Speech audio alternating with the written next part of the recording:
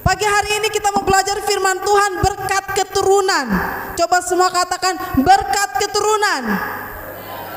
Lebih semangat. Kalau omong tentang berkat tuh harus semangat. Amin. Berkat keturunan. Haleluya. Semua mau diberkati, makanya semua harus omong berkatnya yang kencang. Ya, kita buka dalam Amsal pasal 20 ayat yang ke-7. Semua konsentrasi. Next time, minggu selanjutnya, saya berharap anak-anak yang sudah bisa baca, tulis, datang ke sini, bawa kertasnya masing-masing, bawa bukunya masing-masing. Setiap kali dengar firman Tuhan, catat, ya adik-adik, catat, supaya kita bisa melatih anak-anak itu fokus untuk dengar firman Tuhan. Jangan kita sudah tahu baca tapi tanya, sudah tahu baca tidak? Tidak. Baca Alkitab ini upahnya besar, begitu. Jadi kalau tahu baca di sekolah, di gereja juga harus bilang, iya saya tahu baca. Saya sedikit cerita, saya itu senang dengan ada satu anak yang namanya Yuka, walaupun hari ini dia tidak datang gereja. Kenapa? Saya dengar dia tuh antusias sekali. Jelly bilang, ini dia nih tanya saya terus. Yuka yang dari Teksoruk sana, yang sekolah di kampung itu, ya. Itu kalau buka Alkitab, uji buka Alkitab, mengkali dengan Jelly Putanta dong, kalah. Yuka, ya. Itu anak baca firman, walaupun ya kita lihat mereka dia dari kampung, tapi antusias sekali. Baru-baru kami pergi, saya tanya, Yuka di mana ini? Yuka ada jual kue. Yuka masih jual kue. Sudah panggil Yuka datang ke sini, nanti kita beli dia pun kue, karena memang dia harus jual kue toh. Akhirnya dia datang ke kita ibadah sama-sama. Jadi saya bilang, Yuka pun kue masih berapa? Masih 27. Sudah kita makan rame-rame sudah itu kue. Yang penting Yuka dengar firman, ya. Ada berkat ketika kita dengar firman. Amsal 20 ayat 7. Jadi anak-anak di Siloam jangan kalah dengan Yuka, ya. Harus sama, baca Alkitabnya sama, ya. Uji kita cerdas cermat sama juga. Kita tidak boleh kalah dengan Yuka. Yuka anak kampung, kita anak kota, harus sama-sama semangat juga, ya. Amsal 20 ayat 7. Kalau sudah temukan semua bilang amin. Ya. Sudah temukan semua? Amin, baru 1-2 orang. Sudah temukan semua? Amin. Berkat keturunan ini semua rata-rata di sini orang tua, dan mungkin ada yang mau jadi orang tua. Ini luar biasa, ya. Mungkin orang tua di sini juga banyak sudah banyak pengalaman. Tapi hari ini kita mau kupas lagi. Sudah temukan semua, kita baca bersama-sama. 1, 2, 3. Orang benar yang bersih kelakuannya, berbahagialah keturunannya. Sekali lagi, 1, 2, 3. Orang benar yang bersih kelakuannya, berbahagialah keturunannya. Ini firman Tuhan yang sangat luar biasa. Ya, ketika saya baca firman ini, saya sebenarnya mau siapkan yang lain, tapi kemarin duduk di susteran sana, kita ada ikut kegiatan 2 hari. Di sana saya renungkan, aduh saya harus bicara firman Tuhan apa. Saya coba baca Alkitab, di situ saya dapat ayat ini, ya. Orang benar yang bersih kelakuannya, ya. Jadi kalau kita mau diberkati Tuhan, keturunan kita diberkati Tuhan, hal yang utama yang harus kita lakukan adalah kelakuan kita harus bersih. Tadi Mama Vera bilang, ini mama seorang janda punya 5 anak, bagaimana cara mencukupi kebutuhan mereka? Bagaimana supaya mereka bisa selesai sekolah semua? Beliau bilang apa ketika ikut Tuhan, ya, dengan sungguh-sungguh takut akan Tuhan, berkat itu selalu ada. Amin. Berkat itu ada untuk orang yang benar, yang bersih kelakuannya. Bersih artinya tidak tercemar, tidak ada noda, ya. Bersih itu yang dimaksud adalah punya integritas, hidupnya punya mutu, hidupnya punya kualitas. Jangan bilang orang yang berkualitas itu adalah orang yang sarjana. Jangan bilang orang yang berkualitas itu adalah orang yang mungkin sudah jadi pegawai negeri. Tidak. Amin. Ketika kita menjaga hidup kita dari yang namanya dosa, dari yang namanya kecemaran, hawa nafsu dan sebagainya, maka kita sedang menjadi orang-orang yang bermutu. Amin. Indonesia ini kalau dipenuhi dengan orang-orang yang bermutu akan ada damai sejahtera. Kenapa? Ketika di suatu tempat ada banyak tawuran, ada banyak perkelahian, ya, pesta pora dan kemabukan dan semuanya, akhirnya mulai terjadi hal-hal yang tidak benar, tidak diinginkan, merugikan diri sendiri, merugikan orang lain. Kenapa? Karena tidak punya mutu hidup yang baik, tidak punya kualitas hidup yang baik, tidak bersih hidupnya. Makanya kemanapun dia berada, bukan ada dampak positif, tapi kemana dia berada yang orang tahu adalah dampak negatif. Ya, kami kemarin kami belajar tentang human trafficking, itu perdagangan manusia, perdagangan anak, dan NTT ini paling tinggi. Orang pergi ke Malaysia, orang pergi jadi tenaga kerja di luar, pulang-pulang tinggal mayat sah. Di Indonesia yang paling tinggi itu Nusa Tenggara Timur. Makanya di situ kita semua sebagai tokoh agama, tokoh masyarakat, ada juga tokoh adat, kita dipanggil supaya satukan pikiran kita. Kita tidak boleh dibodohi oleh orang sehingga tidak ada lagi korban-korban selanjutnya. Saya bilang begini, mereka bilang kenapa orang sampai bisa ke luar negeri cari uang dan sebagainya. Ada yang bilang karena di NTT ini orangnya malasnya banyak. Saya bilang mereka bilang orang miskin karena malas. Saya bilang begini, sebenarnya kita semua ini dikasih Tuhan hikmat dan pengertian untuk mengelola sesuatu, sehingga kita ini tidak bisa dikatakan sebagai orang miskin. Ada salah satu ketua adat, dia bilang begini, orang NTT dibilang miskin tidak mau. Betul, kita paling jengkel dengan orang bilang, wih dia tuh miskin, rumah semua rubuh. Kita paling jengkel dengan itu, kita orang NTT. Tapi ketika daftar nama untuk terima bantuan untuk orang-orang yang kurang mampu, semua rame-rame pergi, mengakui dengan sendirinya bahwa kita ini orang tidak mampu. Ya, nah banyak orang, saya melihat bahwa banyak orang salah mempergunakan uang. Kita orang NTT ini banyak sekali salah mempergunakan uang, salah mengelola keuangan, sehingga apa? Kita ini yang sebenarnya kita ada, jadinya kita tidak ada. Mereka tanya, itu pemateri dari Jawa, dari Jogja, mereka tanya, di NTT ini kira-kira uang banyak keluar tentang apa? Buat apa? Mereka bilang adat istiadat, mereka yang mengakui sendiri. Yang kedua apa lagi? Saya bilang begini, judi. Saya omong langsung. Saya bilang ada yang taji ayam, ada yang kupon putih, ada yang bermain kartu dan sebagainya. Saya bilang judi. Saya omong. Mereka yang di situ mereka, wih ini Ibu Pendeta. Saya bilang betul, ini firman juga. Memang ini yang kita harus berantaskan. Tidak ada orang yang kaya karena judi. Yang ada orang tambah miskin, tambah melarat karena judi. Kita mau beli sesuatu, mau untuk pendidikan anak, mau untuk hidup yang lebih baik, kita tidak punya uang. Tapi giliran kita mau main judi, selalu ada uang. Makanya kenapa kita tidak diberkati, hidup kita begitu terus. Kenapa? Kelakuan kita tidak bersih, tidak ada kualitas hidup kita. Kita ini tidak jadi orang-orang yang bermutu. Ini firman Tuhan yang harus saya sampaikan kepada jemaat Tuhan di tempat ini. Kalau mau hidup kita diberkati, kita harus menjaga kelakuan kita.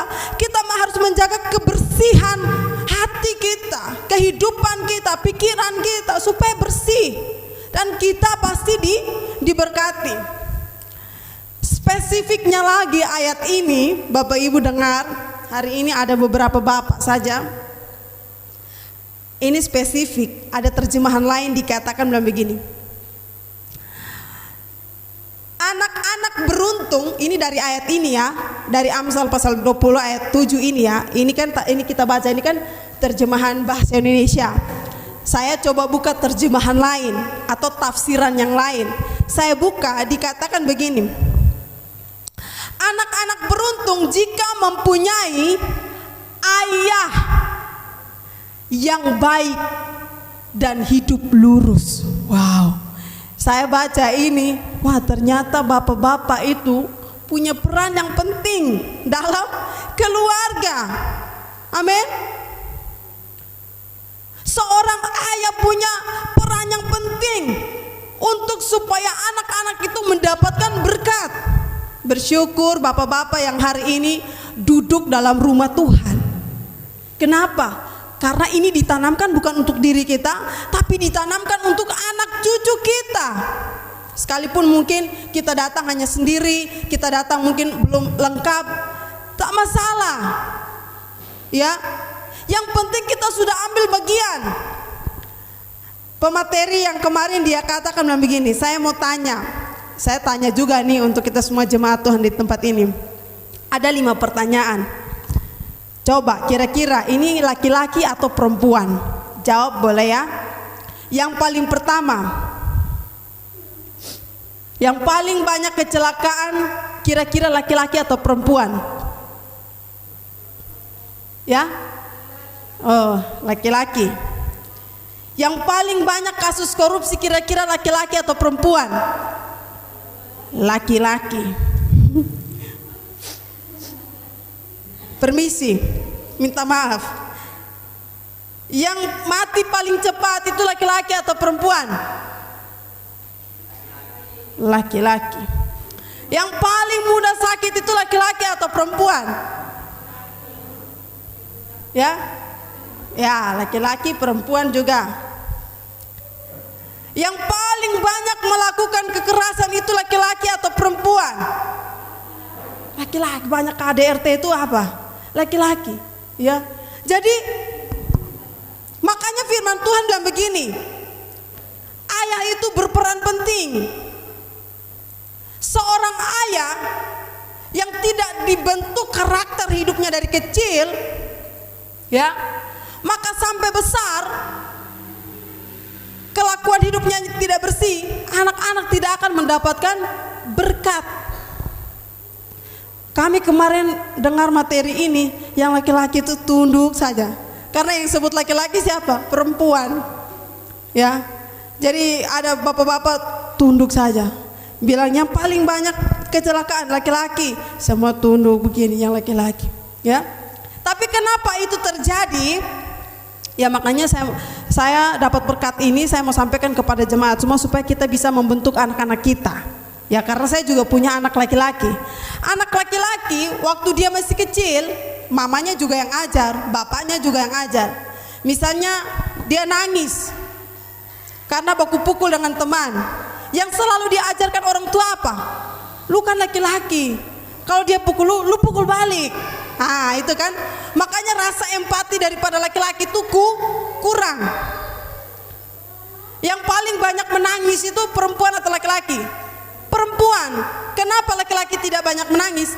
Waktu dia kecil, ya, waktu dia kecil dia menangis, misalnya rampas apa dengan temannya, terus lapor ke orang tua. Orang tua bilang apa? Laki-laki itu tidak boleh nangis.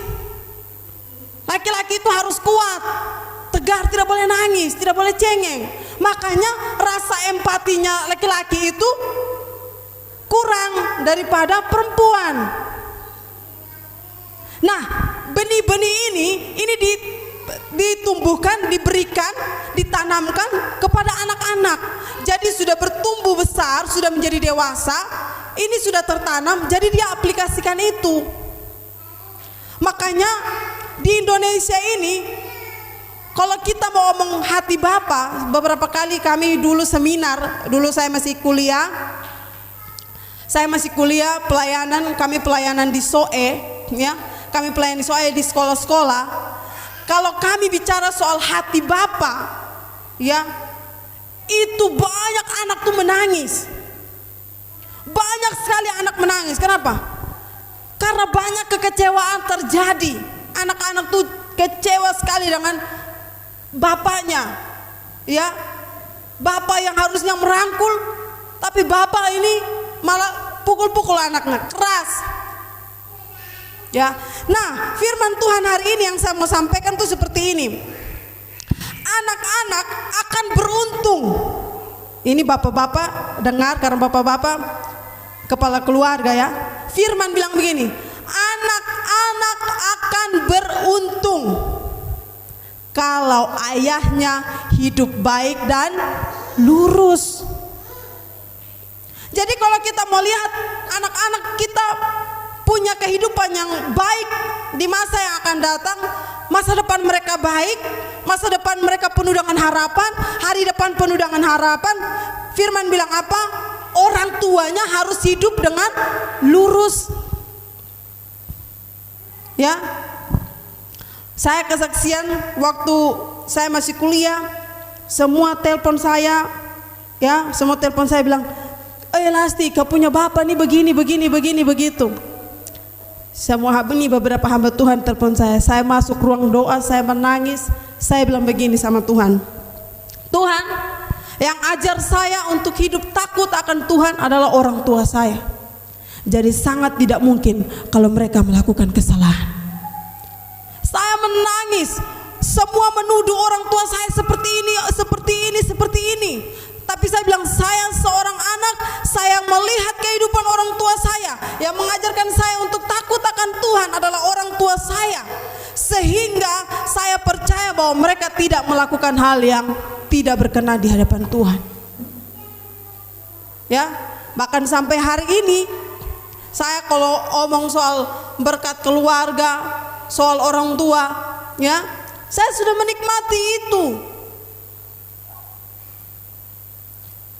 Ada salah satu hamba Tuhan bilang begini, saat dia menabur, dia bilang saat saya menabur, saat saya memberi, mungkin bukan saya yang ditolong, tapi saya sedang menanam untuk anak-anak saya.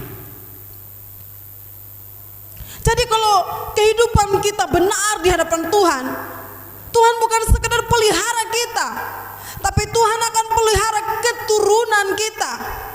Tuhan akan pelihara anak cucu kita, ya. Salah satu kesaksian ini adik kandungnya Marco, yang adik bungsu, dia minggu lalu dia pergi ke Jakarta. Dia dapat beasiswa dari UPH, ya, Universitas Pelita Harapan, beasiswa. Harusnya saat itu dia nih sebenarnya tidak lulus, karena saat itu ujian, dia giginya sakit, jadi dia sudah dinyatakan tidak lulus. Tapi tiba-tiba orang dari Jakarta telepon, suruh dia harus siap-siap, karena dia harus berangkat ke Jakarta. Mereka beli tiket, dia berangkat ke Jakarta. Kenapa anak ini sampai bisa dapat kemurahan Tuhan yang begitu luar biasa? Ini anak yang mereka berdua kakak adik, ada satu sudah di ND. Ini dua orang nih paling setia ikut ibadah rumah tangga, ya. Jadi saya mau kasih tahu kepada Bapak Ibu saudara sekalian, jangan pikir ibadah rumah tangga itu ibadah biasa-biasa sah. Tuhan perhatikan dari yang kecil-kecil ini. Setia sekali mereka ikut ibadah rumah tangga. Padahal mereka pergi juga hanya 5 orang. Kita di sini mungkin kali 10 orang masih dapat. Mungkin di situ hanya sama juga dengan tuan rumah, dengan bertambah mereka 2 dan Bapak Gembala sudah. Ya, dari kita di sini ibadah rumah tangga kita masih pakai gitar. Di sana Ibu Gembala pukul ambil giring-giring yang saya biasa main, tapi ada yang tidak suka dengar karena sudah terlalu tempo dulu, ya. Ibu Gembala hanya pukul-pukul itu giring-giring, satu angkat pujian, main nyanyi su. Tapi karena mereka setia ikut Tuhan melalui ibadah-ibadah ini, masa masa depan mereka dijamin oleh Tuhan. Amin. Mereka dapat jaminan hidup dari Tuhan. Ya, mereka diberkati oleh Tuhan. Ada satu nenek-nenek juga begitu. Suaminya sudah meninggal, sudah lama sekali. Ya, mungkin mirip-mirip dengan Mama Vera juga begitu. Tapi Mama tua lebih, maksudnya kalau kuat rambut sudah lebih putih lagi. Mama tua setia sekali ikut ibadah rumah tangga. Ya, anak-anaknya tidak ada yang bilang tidak berhasil. Di Sabu berhasil, ya, di Ambon sana berhasil jadi bendahara, ya, semua berhasil, di Jakarta berhasil. Jadi setiap kali anak-anaknya itu kirim uang kasih dia, sekalipun dia sudah nenek-nenek ini, itu uang kalau dia dapat, dia mulai lihat hamba Tuhan siapa yang harus dia berkati. Karena dia berpikir bahwa ini berkat dari Tuhan, saya tidak mau pakai sendiri. Padahal sebenarnya apa yang dia dapat juga mungkin tidak lebih pas-pas, tapi dia belajar untuk memberkati orang lain. Kenapa? Karena sudah diberkati oleh Tuhan. Jadi betapa pentingnya kita punya hidup yang benar di hadapan Tuhan. Betapa pentingnya kita setia di hadapan Tuhan. Anak-anak kecil juga begitu, kita bawa mereka datang kepada Tuhan. Karena kita percaya bahwa tidak ada firman yang sia-sia. Walaupun mungkin mereka duduk di tempat ini, ada yang mungkin mengantuk juga, ada yang mungkin tertidur juga. Tidak apa-apa. Kan kita sedang melatih badan kita, amin. Sedang melatih tubuh kita. Sekalipun kita lemah, sekalipun kita capek, kita latih terus tubuh kita ini. Lama-lama akan menjadi kebiasaan. Lama-lama akan menjadi gaya hidup. Aduh, saya kalau tidak pergi gereja rasanya tuh tidak tenang. Kenapa? Karena anak-anak mulai dari kecil sudah diajarkan. Sudah diajarkan untuk apa? Beribadah, setia ikut Tuhan. Jadi tidak ada yang rugi, amin. Tidak ada yang rugi. Apalagi sebagai orang tua, sebagai seorang bapak, ya. Ini hal yang penting. Keselamatan keluarga kita mulai dari kita. Masa depan keluarga kita, anak-anak kita mulai daripada kita. Nah, untuk supaya memiliki kehidupan yang bersih, kelakuan yang bersih, yang orang harus tahu, harus lakukan adalah Mazmur pasal 119 ayat 105. Dikatakan, firman-Mu itu pelita bagi kakiku dan terang bagi jalanku. Jadi supaya kita punya kelakuan ini bersih, hidup kita ini benar, firman ini harus menjadi pelita dalam kehidupan kita. Amin. Ada satu lagu bilang begini, ku taruh Tuhan di depan mata agar aku tidak berdosa kepadanya. Artinya begini, firman ini harus ada dalam pikiran kita. Firman ini harus ada dalam hati kita. Firman ini harus ada dalam pandangan kita, supaya ketika kita mau untuk jatuh tidak jadi jatuh. Hampir-hampir jatuh tapi tidak jatuh. Hampir tapi tidak. Kenapa? Karena firman ini melekat dalam kehidupan kita. Firman ini tinggal dalam kehidupan kita. Firman ini yang menjadi terang bagi kehidupan kita. Ya. Hari-hari ini banyak orang jatuh dalam dosa. Kenapa? Tidak menjadikan firman sebagai pedoman hidupnya. Ya. Tidak menjadikan firman sebagai apa? Pondasi kehidupannya. Kita kalau ikut Tuhan dengan sungguh-sungguh, tidak ada motivasi lain. Saya ikut Tuhan supaya Tuhan berkati saya. Tidak. Memang Tuhan sudah berkati kita, amin. Makanya kita harus ikut Tuhan dengan sungguh-sungguh. Tuhan yang perhatikan kehidupan kita. Bahkan semuanya tatanan yang ada Tuhan bisa ubahkan hanya untuk memberkati kita seorang. Kita punya Tuhan ini yang punya langit dan bumi. Dia berkuasa atas kehidupan kita. Makanya dikatakan apa?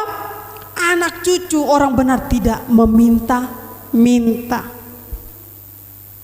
Tidak ada orang benar yang diterlantarkan Tuhan. Amin. Tidak ada orang setia beribadah yang Tuhan telantarkan dia. Semua Tuhan perhatikan.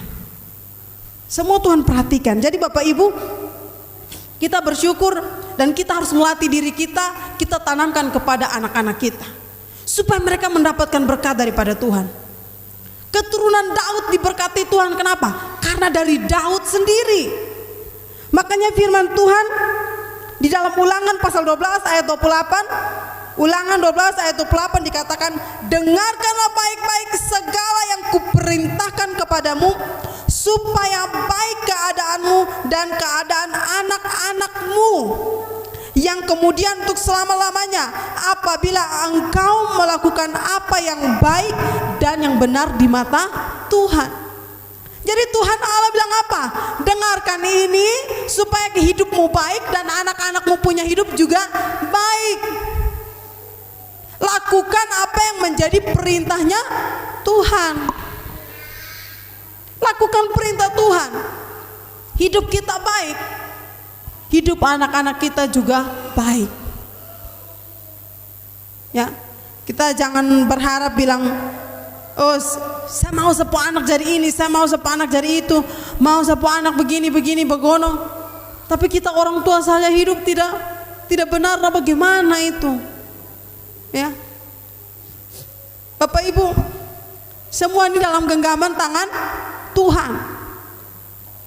Jadi kalau mau dapat sesuatu dari Tuhan, cari Tuhan dulu.